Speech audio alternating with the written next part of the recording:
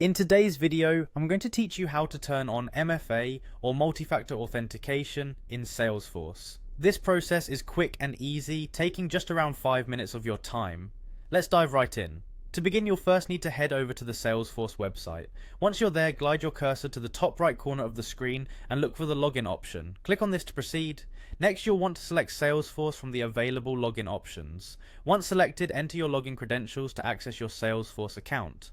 After logging in, direct your attention to the top right corner of the page once more. Here you'll spot the quick settings icon. Go ahead and give that a click. This will bring up a drop down menu. From here, select Open Advanced Setup to move forward.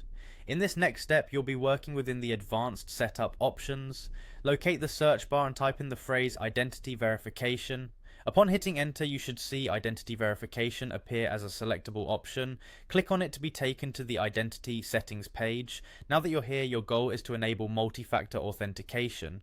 One of the settings to look for on this page is labeled Require Multi-Factor Authentication. This is the option that needs to be checked to ensure a more secure login process for your Salesforce account. So make sure to mark the checkbox next to this option.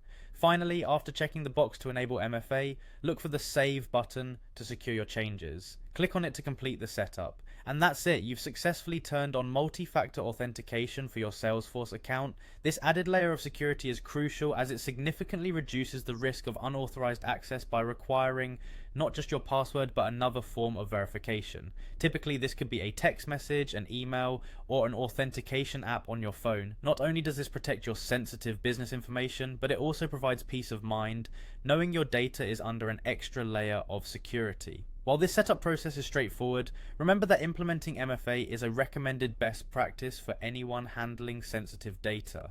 By following these steps, you've taken an important step towards safeguarding your Salesforce environment. I hope you found this walkthrough helpful and easy to follow.